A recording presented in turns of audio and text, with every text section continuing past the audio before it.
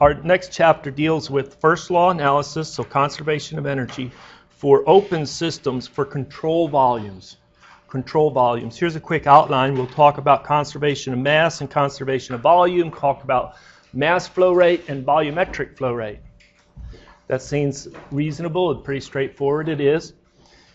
We'll have a mass balance equation, and then after the mass balance equation, we'll spend some time deriving and being clear on the energy, conservation of energy equation for an open system for a control volume. Once we have that framework, we have a mass balance equation, we have the conservation of energy or energy balance equation, then we can launch into analyzing many things of engineering interest. A nozzle, a diffuser, a turbine, a compressor, a pump, heat exchanger, and throttling device. Each of these, hopefully, you become very familiar with. You'll be able to sketch from memory. What does a nozzle look like? Talk about a nozzle. What does it do? What's the pressure doing through it? What's the properties doing through it? Velocity or stuff like that. Same with the turbine, same with the compressor. Is it a work-producing device? Is it a work-consuming device? Is it a device to promote heat transfer? All these things. So these devices and terms probably you're familiar with. A water pump. You have compressors for air conditioning in your refrigerant compressor in your air conditioning system.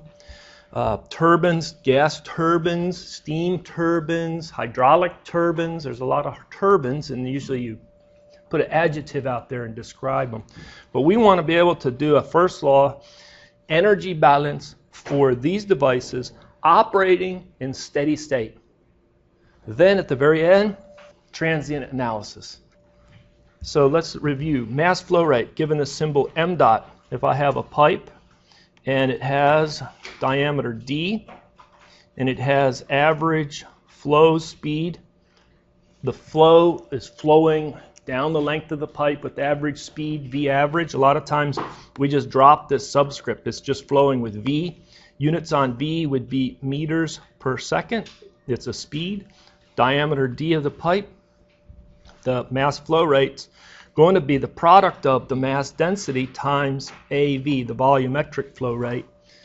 AV is the volumetric flow rate. So this is the mass flow rate, and the volumetric flow rate is just AV. So what is A? A is that cross-sectional area that it's flowing across. It's going, that's why they call it cross-sectional area, perpendicular area, normal area. So this area right here, that area right there, for a pipe is pi r squared. That's the way we learned it. But then every time it's a diameter that's quoted for the pipe. You don't get a 2-inch radius pipe. If you want a 2-inch pipe, it's the diameter. Or the nominal diameter, it's close enough. So it's pi d squared over 4. That's the cross-sectional area. You can take a look at the flow going down the center line of the pipe. And down the center line of the pipe, you can plot as a function of radius the velocity. It'll be highest in the middle, it'll be 0 at the edges, and it'll be a quadratic shape in relation to the radius r going out. So radius r going out goes from lower 0 to cap r. And so we could describe v, the velocity, as a function of r. If I take and look at a projection back at this pipe, there's the center line, a dot now. I'm looking down the axis of the pipe, and I look at a little section. Let's say the little section is at a constant radius. All right? And I'm just going to try to shade that in. I know that's, give me artistic license here. And so this is a ring of at radius r, and that ring has a thickness dr.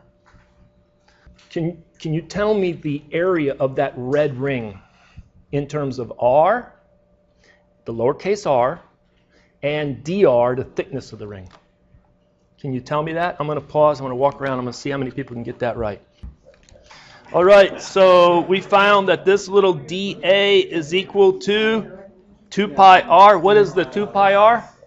The length, the circumference, times the width of the ring, dr. That's a little dA.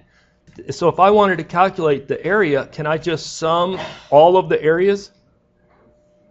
Can I do that? Can I even do this? I'm going to run out of room. I'll scroll down a little bit. Not that much. Scroll down a little bit, please. Thank you. The area is equal to the integral of 2 pi r dr going from 0 to cap r. Is that going to be 2 pi 1/2 r squared 0 to cap r? Is that going to be 2 pi 1/2 cap r squared minus 0 squared? Is that going to be pi r squared? So now, if you take and say, through that red ring, what is the flow rate through that red ring? Either mass flow rate or volumetric flow rate. I'm going to do mass flow rate. I'm going to sum up all the little DMs, all the little mass flow rates through these rings.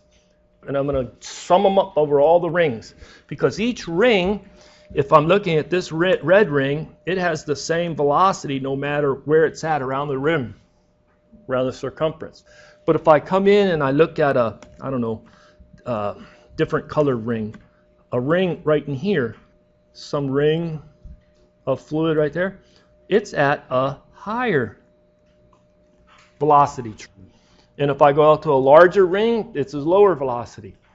If I'm going to do the integral, I'm going to sum up over all of these little rings. What is the mass flow rate in a little ring? Is it going to be the area of the ring times the velocity at that radius times rho? Get rid of at that radius. We know the velocity is a function of radius. Does that make sense? Is that a little dm dot?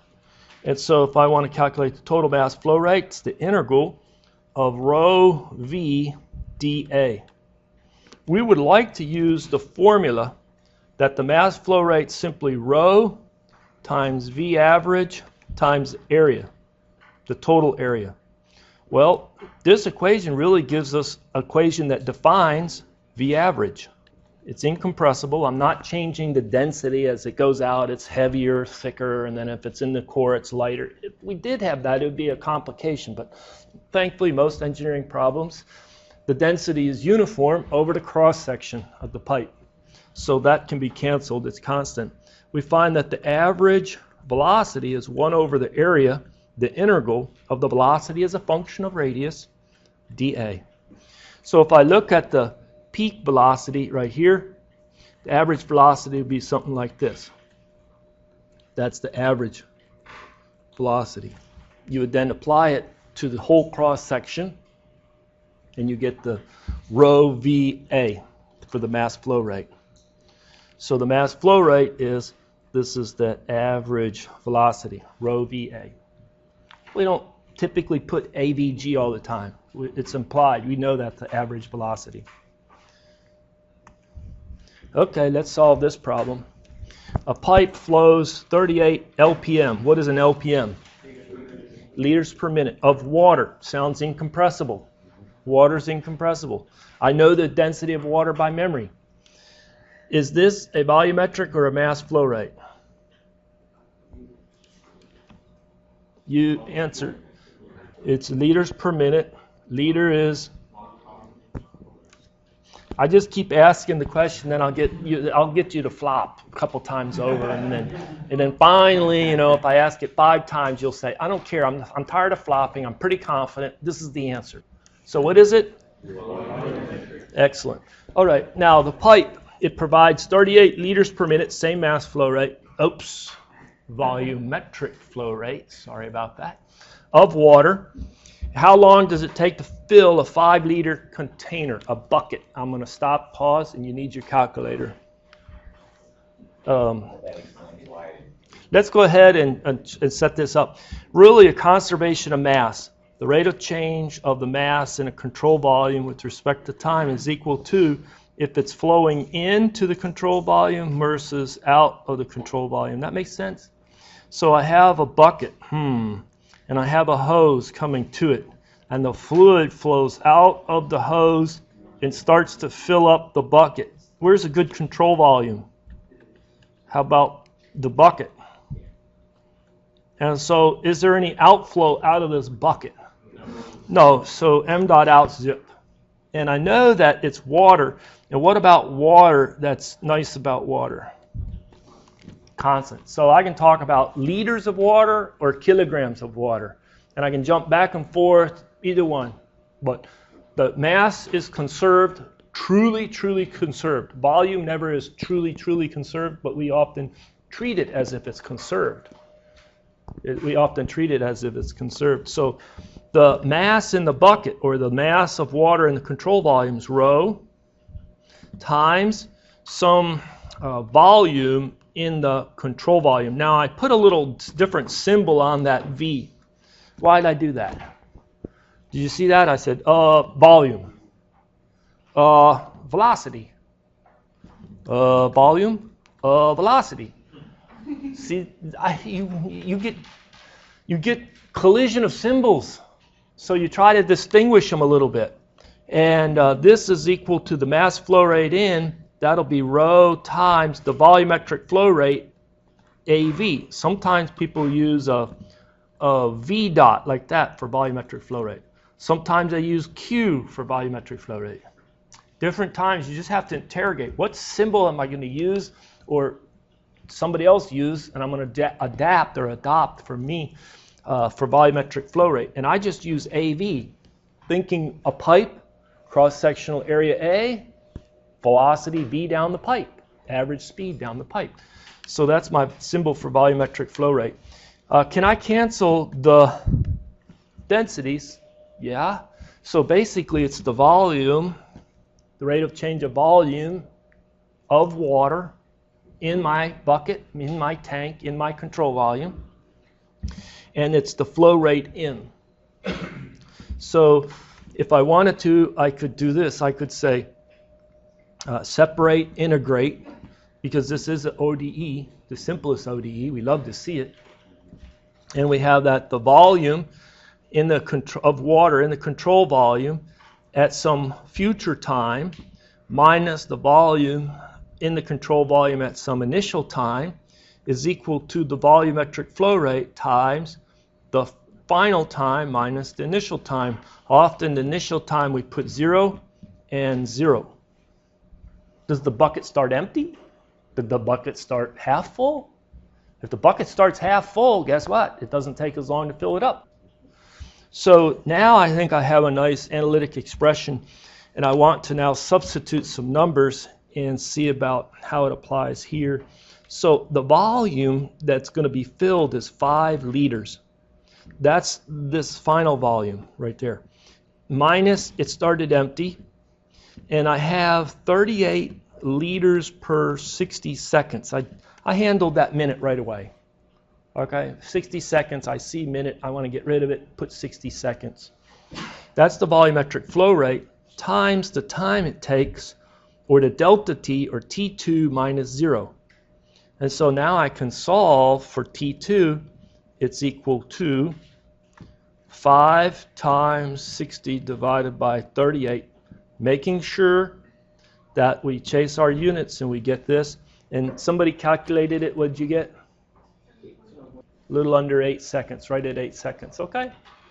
Did that help? I hope it helped. A pipe with this 38 liters per minute. The diameter of the pipe is 3 centimeters. Diameter of the pipe, 3 centimeters. What is the average water velocity in that pipe? I pause. I let you solve. All right, so I know this is simple, but let's go through it. You have that the volumetric flow rate, AV, is equal to the product of the cross-sectional area times the speed in the pipe. That equation seems so trivial, doesn't it? AV is equal to AV, but I try to put the parenthesis here, meaning I'm not going to do A times V, it's the volumetric flow rate. And this A is by itself, that's the cross-sectional area, and this is the velocity down the pipe. And what do we want to calculate? That average water velocity down the pipe. So V is equal to the volumetric flow rate divided by the area. Make sense? Work in symbols as long as you can. Resist the temptation to substitute numbers. But when you do substitute numbers, substitute the number with the units and make sure your units cancel.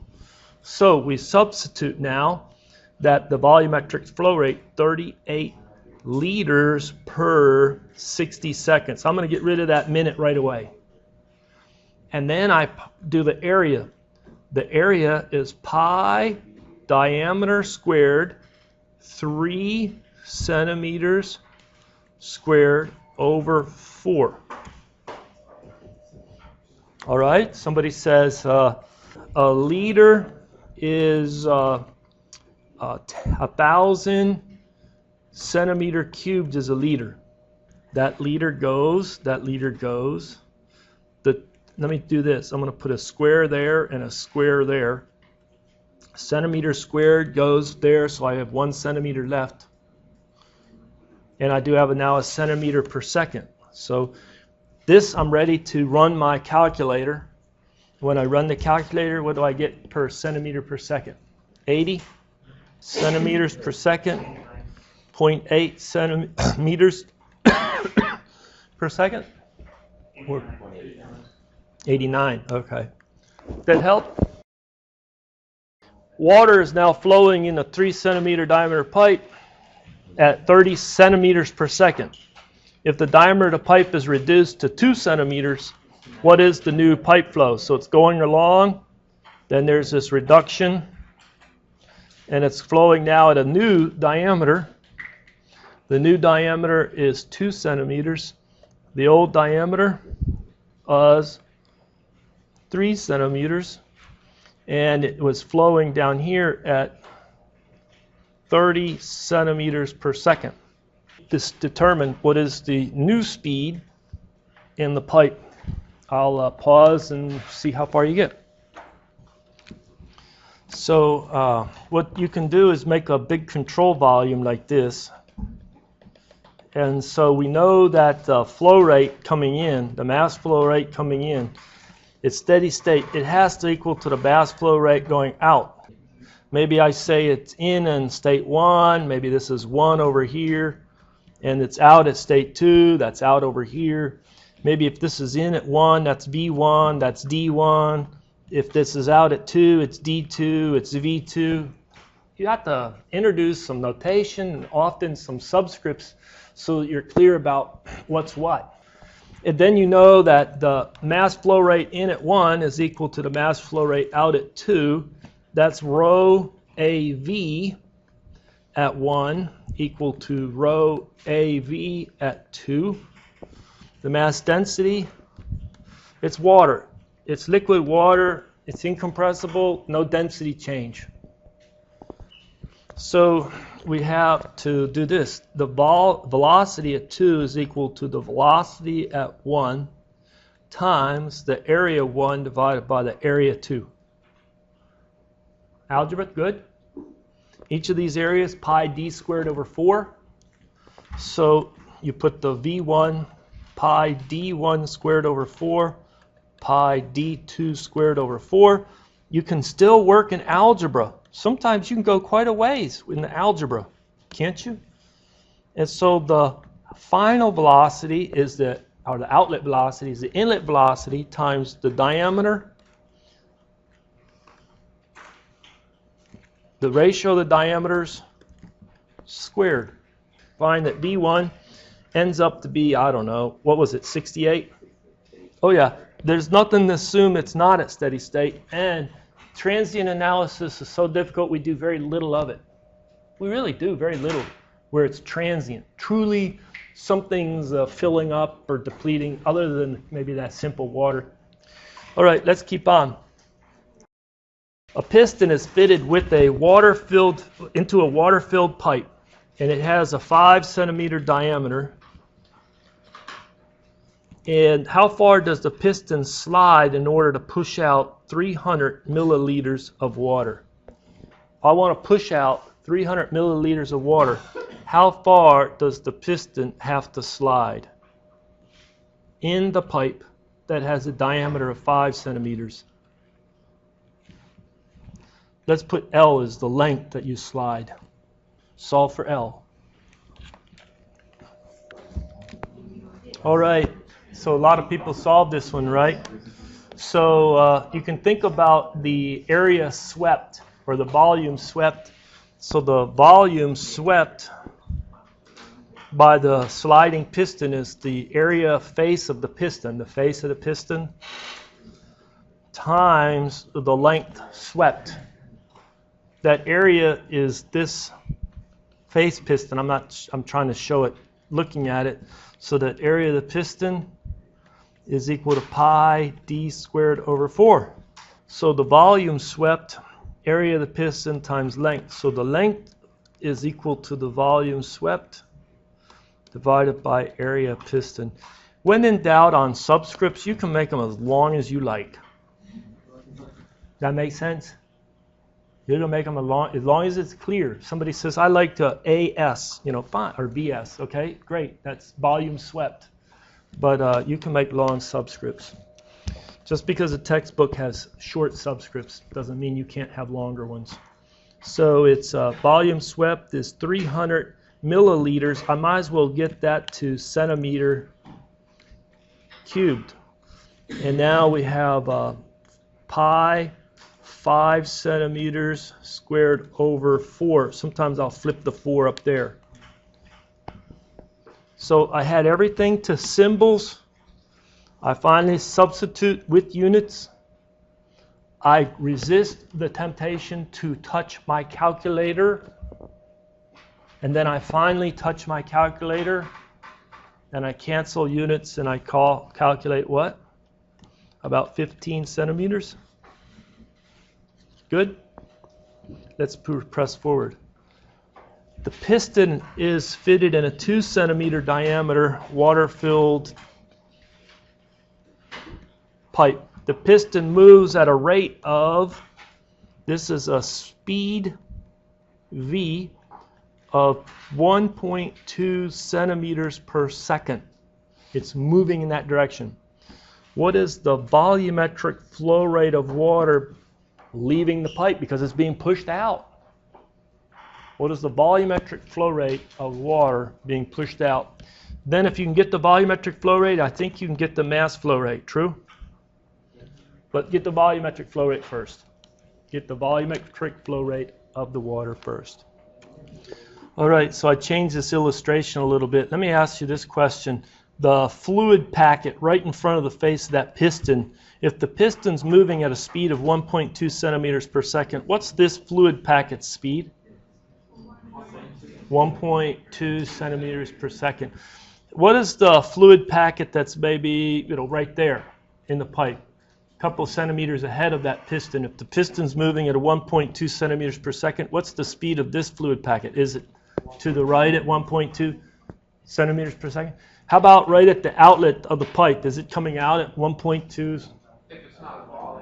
It's liquid water, it's incompressible, it's going to come out. It's not being built up or smashed up anywhere, right? The density nowhere is going up, it's all uniform. Volumetric flow rate, AV, is simply the product of the area times the speed. So it's coming out across this surface right here at the same speed. So it's going to be the pi d squared, 2 centimeters squared over 4 times the speed, 1.2 centimeters per second. That gives us cubic centimeters, and I think people were getting this number. And then if you wanted a mass flow rate, it's equal to rho times AV, and rho is 1,000 kilograms per meter cubed. True. And 1 meter cubed is how many centimeters? 100 centimeters cubed. Go slow on all these unit conversions, okay? So 1 meter is 100 centimeters cubed that. So it's A.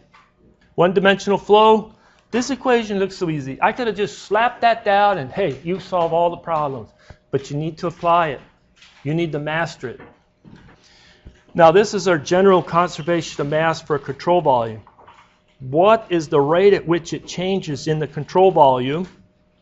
Does it go up with time, down with time? Typically, if you have an incompressible substance, it's like a tank and you've got a water level, and it's the liquid that you're worrying about. True? That would be a case where the density, the volume isn't changing, but the mass in the volume is changing. Okay, you're filling it up with liquid water. Or maybe you have a container and it's a two-phase mixture, and it had very little liquid, mostly vapor, but then over time it's mostly liquid and less vapor. So you're accumulating or depleting. You can go the opposite way too. But that's the change of mass with respect to time. It's going to increase, there's a plus right here, if for all the inflows, and it's going to decrease for all the outflows exiting.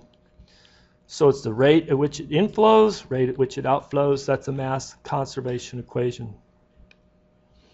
We can derive this mass balance equation using a Reynolds transport theorem approach or an engineer's approach for the same mass balance equation, or the mathematician's approach. So there's three approaches to derive this, and you'll see it different styles or ways in textbooks. What I'll do is I back up to this one. And what I have at the top is I have flow coming in this inlet pipe and going out that outlet pipe. And I say to myself, the focus of the analysis is going to be the control volume, which is the box. And I know that if I take a fixed amount of mass initially at time 1, and here is the water, or whatever substance I have, and it occupies this region. I've outlined it in purple, true? It doesn't know what's behind it pushing it in. It's typically other water behind it pushing it in to the box, into the control volume. But what would be the difference if there was a piston there pushing it in? Nothing. So conceptually, that's a little piston pushing it in. Also, it's going to push on something as it gets out. Why not just put a piston there? I know that's the water ahead of it, but it's going to be pushing on the face of the piston or the water ahead of it coming out of the control volume. So at time 1, at state 1 or time 1, it's like this, 1. Or at time t, okay, time t.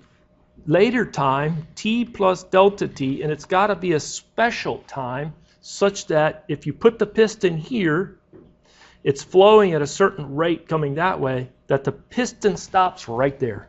And now there's no more water or mass that hasn't crossed this boundary of my control volume. It's now all in that was flowing in. Do you see that? Now, I tried to draw the outlet to be a different diameter than the inlet. Is that noticeable? Okay. This piston is going to be coming back out, and it's going to let some mass out. I tried to not only show the different diameter, but a different length here. A length traveled by that piston being pushed out. This is at some future time.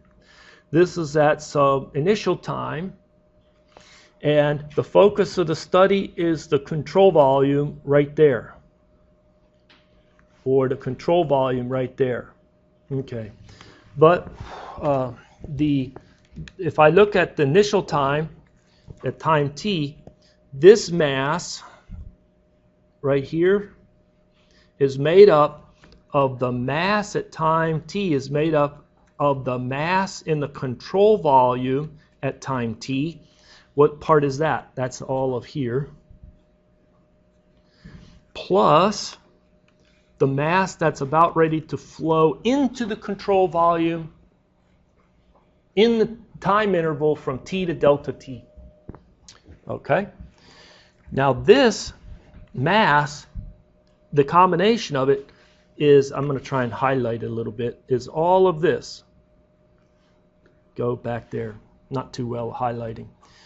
Now all it's doing from time t to delta t is being squished, where there's no more in the inlet pipe, and some may have come out in the outlet pipe. the equation that the mass at time t plus delta t is equal to the mass that's in the control volume at t plus delta t plus the mass that came out of the control volume, that exited the control volume. This amount is what exited, mass exited. Okay? This is the mass in the control volume at time t plus delta t. If all you did was deform or push it in and let it push out, this mass is equal to that mass. The mass just been pushed through such that if I replace, I have the mass in the control volume at time t plus the mass in equal to the mass t plus delta t plus the mass exit, rearrange. The mass in the control volume at t plus delta t minus the mass in the control volume at time t equal to the mass going in minus the mass exiting. If I divide this by delta t, this by delta t, this by delta t, I take the limit as delta t goes to 0. This ratio gives me the rate of change of the mass in the control volume with respect to time. This is how much came in over that time. That's the rate at which it's flowing in. This is the rate at which it's flowing out. This is almost makes you yawn. It's like, well, okay, you did a lot of work to derive something pretty simple, but there's a mass balance equation. Okay, I'm not going to show you the Reynolds transport, but it's very similar to this. How about the mathematician's approach? Well, you've got to get a velocity field. Get that concept down. You got to get the outward directed unit normal vector for the surface of my control surface. True? Then I have to do a surface integral for the net outflow. All right?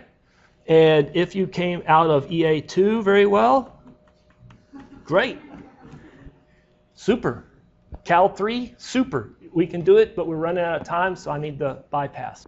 Here's a qualitative problem. I have an air compressor. How many people think they have some experience, some knowledge? They can talk a little bit to a kindergartner about what an air compressor is and what an air compressor does.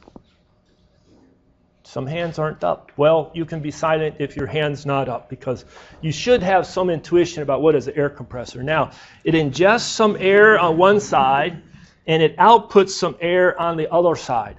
Okay, but this is the air compressor right here. It has electric power to make it run.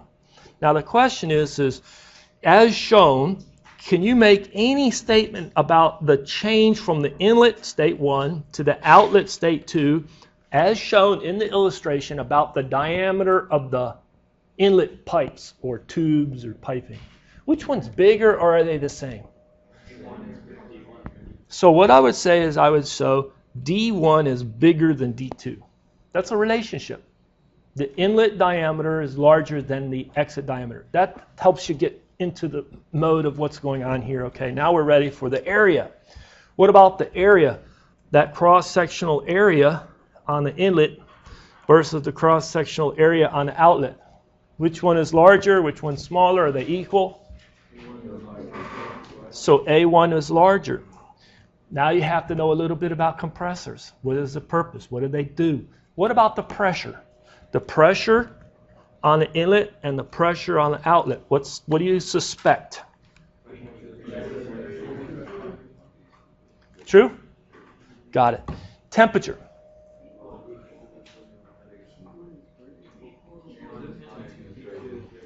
I got some people say they're equal. T2 is going to be a little greater. Anybody touch the outlet of an air compressor? Is it cold? Air compressor? You have to have some physical experience. I think you know. We don't touch the outlet air compressors. Because what will happen? Huh? Usually made out of a metal line. Made out of a metal line, and that's good thermal contact to toast your fingers. True? It's hot. Okay, do this. Anybody seen a bicycle tire pump? Okay, do you have one in your garage? Just go out, put it up to a tire, big tire, I don't know, and then just start pumping and pumping and pumping and pumping. And then after you pump a bunch, reach down and touch where the air is coming out of the bottom of that tire pressure gauge. Just touch it. All right? And we'll see if it's cold, or we'll see if it's hot. It's a simple test. You can do it. So let's say that the temperature on the outlet's warm. True? All right, density. Oh boy. I'm going to do this. I want you to answer density, specific volume, mass flow rate, and volumetric flow rate. These are the tough ones. I give up. You're in charge. So I'm going to walk around and see how you do. All right, so what we want to do is we want to answer these questions. Sometimes you're faced with one, let's say the density, it's really tough. So you say, okay, let's skip it. Maybe come back to it in a minute. Then this one, then this one, then this one.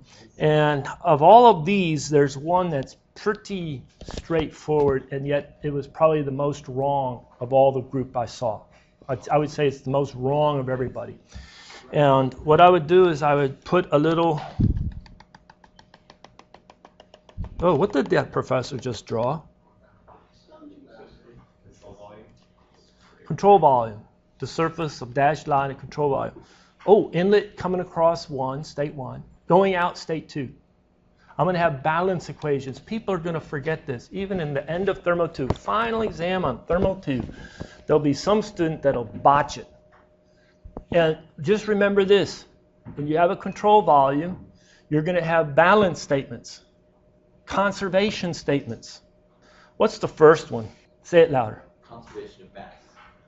How many students are going to botch that and have a solution that doesn't obey conservation of mass? No, don't put your hand up yet. I haven't graded your final exam in Thermo 2. But think about it. Okay, so I have a control volume. It's running steady state. Now, it doesn't say anywhere it's not running steady state, but the air compressor, it's going to be running steady state, a lot of equipment. How many truly transient problems do we have in thermodynamics? Very few, and they'll be at the end of this chapter, and they'll throw you for a loop. But really, seriously, it's steady state, okay? So if it's steady state, the rate of change of the mass inside that control volume with respect to time is equal to the mass flow rate in at 1 minus the mass flow rate out at 2. Steady state, what is this? 0. Can you now answer this question? I know I forgot to put the M dots there, sorry, but typo. I mean, it's hard to do the typesetting in this software. So, thank you very much. Now, that really helps. Okay, now you have to know a little bit intuition about an air compressor. So when I talk about mass density, I usually put my hands out. Let's see, some mass in this volume conceptually between my hands, and then I compress it, and it's occupying a smaller volume. A compressor compresses smaller volume. What does the mass density do? Density is kilograms per cubic meter. Does it increase or decrease? The density increases. Or how about specific volume? How many meters cubed per kilogram? Maybe that one's, maybe you work with your hands on that. One or they're reciprocal. Did it go that way? Is that the way it goes? Each one of you have to work it out in your own mind, your own way. Did you know your brain is wired a little differently than mine? It is, and your brain is not the same as your brain, and your brain. So all our brains are a little different, and the information we already have up there is a little different. So even if somebody explains it to you the way that makes sense to them, you have to internally explain it to yourself and tuck it away in your brain so it makes sense to you later. How about the volumetric flow rate balance? How are you going to balance that out? Recall that m.1 is equal to m.2, true? Sure. So rho 1 AV1 is equal to rho 2 AV2, correct? So, or if you wanted to, you could rewrite this AV1 divided by specific volume 1, AV2 divided by specific volume 2, either one, but that has to be true. They have to be true. Okay. I can put it this way, maybe I like to think that the final outlet volumetric flow rate compared to the inlet volumetric flow rates, the specific volume 2 or specific volume 1. How did the specific volumes change? Is this ratio of specific volumes greater than 1, less than 1, equal to 1? It's less than 1.